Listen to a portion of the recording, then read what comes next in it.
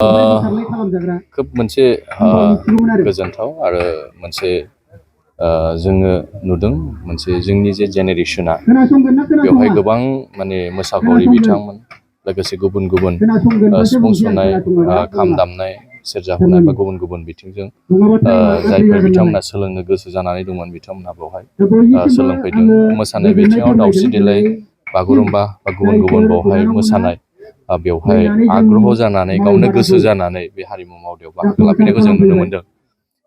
दिनै दुलाराय बर' फरायसा आफादनि जे नाजानायाव बड'फा मिशन फर सास्टेनेबल चेन्ज बेखौ बिथा खालायनानै जे बड'फानि सान्थौ आरो सानस्रिजों लोगोसे जोंनि बर' हारिखौ गोजौ फारसे लांनांगौनि थाखाय जे जोंनि जे कालचार आइडेन्टिटि जोंनि फारफ्रोमबो बिथिंखौ जोंनि जेनेरेशननो होलांनांगौनि थाखाय आरो जोंनि जे कालचार बेखौ गोजौ फारसे लानानै थांनांगौनि थाखाय मोनफ्रोमबो बिथिङाव दुलाराय बर' फरायसा आफादा हाबा मावबोदों, खामानि मावबोदों। नैबे कालचार वर्कशप बे हारिमु मावबादायाबो मोनसे बेनिनो। दिनै बेवहाय जोङो जोंनि जे वार्कशपनि गेजेरजों बे ओनसोलाव सोलोंनो गोसो जानाय बा मोसानो गोसो जानाय बा गुबुन गुबुन जोंनि दोरोङारि बिथिंनि जे दामजु बेखौ सोलोंनो गोसो जानाय बिथांमोना बेवहाय मोनसे स्कप मोनदों आरो बे स्कपनि गेजेरजोंनो जोंनि गेजेराव मोनसे रोंगौसार सासे जोङो सिफुं सुनो गोरों, खाम दामनो गोरों जों बेखौ दिहुननांगोन आरो बेनो दुलाराय बर' फरायसा आफादनि मिशनाबो बेनो। जोंनि जेनेरेशननो जोंनि जे कालचार जोंनि जे दोरोङारि मोसानाय बा गुबुन गुबुन बिथिंजों दामजु दामनाय बेखौ जोङो होलांबाय थानाय। दा दिनैनि थारिखआव जों नुबाय दाख्लैबावै जे GI मोनसे जोंनि जे माखासे बर'नि जे जोंनि ट्रेडिसनेलि दामजु खाम, सिफुं, सेरजा, जथा, गंगोना लोगोसे जोंनि गाननाय जोमनाय दख'ना, जोमग्रा, गामसा आरो इरि लोगोसे जोंनि जानाय माने खारदै आरो जोंनि माने दुन्दिया लोगोसे बे बिथिंफोरखौ दिनै गभर्नमेन्ट अफ इन्डियाया बर'फोरनि बे आंगोनि जे जानाय बा गानग्रा जोमग्रा बा बर'फोरनि बियो मोनसे दामजु होननानै दिनै दुनियानो बयनोबो दिनै सिनायथि होबाय आरो लोगोसे बेखौ रेजिस्टार खालायनानै दोनबाय। बे जोंनि मोनसे देरहासारनाय। दा बेखौ लानानै जोङो जेनेरेशननो जोंहा फोरमायनांगौ गोबां दङ आरो जेनेरेशनखौ जोंहा फोरोंनांगौ गोबां दङ। दा बे हिसाबै दिनै जों नुदों बेवहाय गोबां माने बे ओनसोलनि सोलोंसाफ्रा दिनै फैनानै बाहागो लानानै जोङो गोजोननाय मोनसे फोरमायफैदों आरो बिथांमोना जेन जिउआवहाय सासे प्रफेसनेल डान्सार बे जाहैनो हागोन बा गुबुन गुबुन बिथिंजों सिंगार जाहैनो हागोन जोंहा फोथायनाय दं।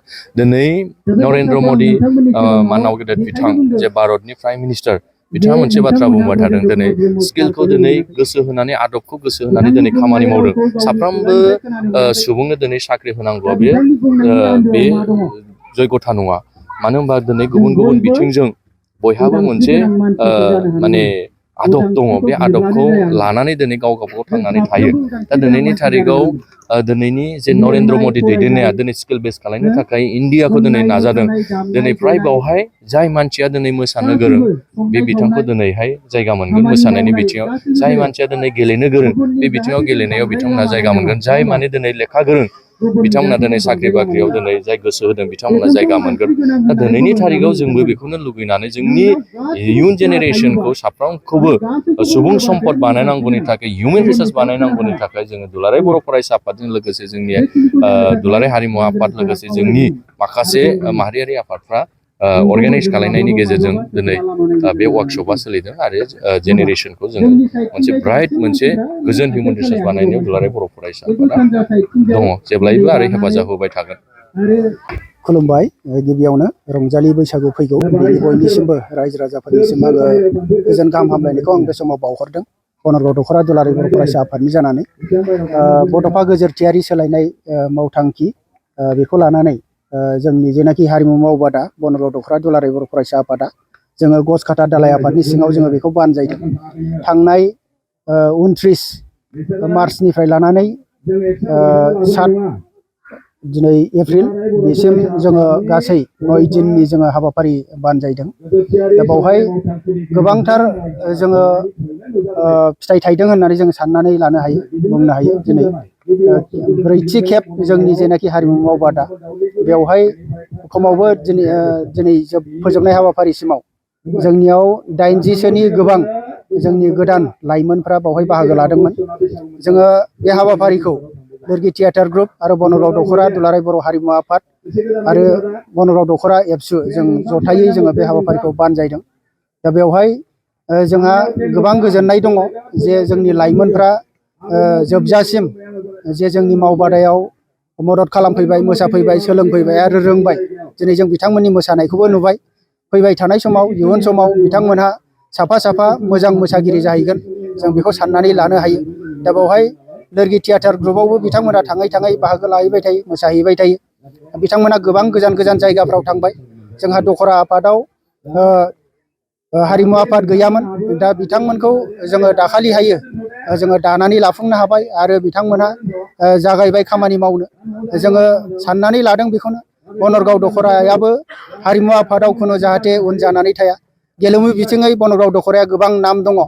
बिनद दाब्ला बिनद बिथांनिफ्राय लानानै अपुर्ना नार्जारी आरो हारिमु बिथिङावबो मानगोनां आगुनि जेनाखि खोमसिनि लामा दिहुननाय कामाख्या बिथां सार बिथांमोनहा गसकाटानिफ्राय बे फिल्मखौ बानायदोंमोन बै समावनो। दा बे हिसाबै जोङो दख'रा आफादा जों उन जानानै थालांबाय गोबांनो जोंनि हारिमु आफाद गैयैनि थाखाय। दिनै जोङो बिथांमोननो जोङो गोदान मोनसे जायगा होनानै जोङो बिथांमोनखौ लानानै बोरै जों सिगांलांनो हायो।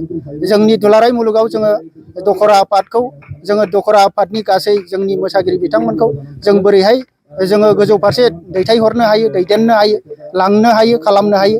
जों बिनि फारसे जों हाबा मावगोन, खामानि मावगोन। जोङो 4थि खेब जोंनि जेनाखि मावबादा बानजायनाय जों बेवहाय खमावबो जोङो 50 सासो मोनसे बोसोराव जुदि जोङो दिहुननो हादोंब्ला जोङो दिनै हिसाब खालामनानै नायोबा जोङो 200सा जोङो मोसाग्रा बिथांमोनखौ जोङो मोजाङैनो जोङो दिहुननो हाबाय होननानै जोङो गोग्गानानै लानो हायो। आरो बेहाय मोजाङैनो फिथाइ थायदों होननानै जों साननानै लानो हायो। बड'फा गोजोरथियारि सोलायनाय मावथांखिनि गेजेरजों जाय लाइमोनफ्रा मोसानायनि सोलोंनायनि जेनाखि सुबिदा आरो लामा मोनाखैमोन, बिथांमोनहा बेवहाय फैनानै जोंनि बानजायनायाव जोंनि नांजाबफा आफादफोरनि बानजायनायाव बिथांमोना फैनानै मोसानाय सोलोंनो हाबाय। जोंनि हारिनि जेनाखि सिनायथि बागुरुम्बा बेखौ जोङो मोजाङै जोङो फोरोंनो हाबाय। फैबाय थानाय समावहायो जोंनि लाइमोनफोरखौ जोङो बेखिनिखौनो मिजिंथियो दे साफा साफा बिथांमोनहा मोजां मोसागिरि जाहैथों। बेखिनिखौ आङो मिजिंथियो। आं गोबांथार बाथ्रा बुंनो सानाखै। फैबाय थानाय बैसागु समावबो बिथांमोनहा गोबां बेबायदिनो जोङो बाहागो लाहोगोन बिथांमोनखौ। जोंहा लांदां बैसागु खुंनायनि मोनसे हाबाफारि खालामनो नागिरदों। दा बेवहाय बिथांमोनहा बाहागो लागोन। आं एसेखिनि बाथ्राखौनो बुंबाय, गोबांथार बाथ्रा बुंला बयनिसिमबो। जोङो खालि मोसानाय आयदाखौल' जोङो लानाय जादों। मोसानायाव जोङो गुसुं समखाय जोङो मोननैल' मोसानाय जोङो आयदाखौ जोङो बावहाय खालामनो हादों। मोसाग्लांनाय आरो मोनसेया बागुरुम्बा, बे मोननै आयदाखौल' जोङो खालामनो हादों। मानोना बे 9 दिननि हाबाफारिया थोजासे नङा आरो बिथांमोनखौ लानानै जोङो उननि समाव जोङो सम सम तालिम खालामबाय थागोन। जिहेथु जोंहा दायो दख'रा हारिमु आफाद जाबाय, बिथांमोनखौ लानानै दैदेनगोन, खालामगोन आरो जेब्लायबो बिथांमोनखौ जोङो बोजबनानै खामानि मावगोन, सिगां फारसे आवगायलांगोन।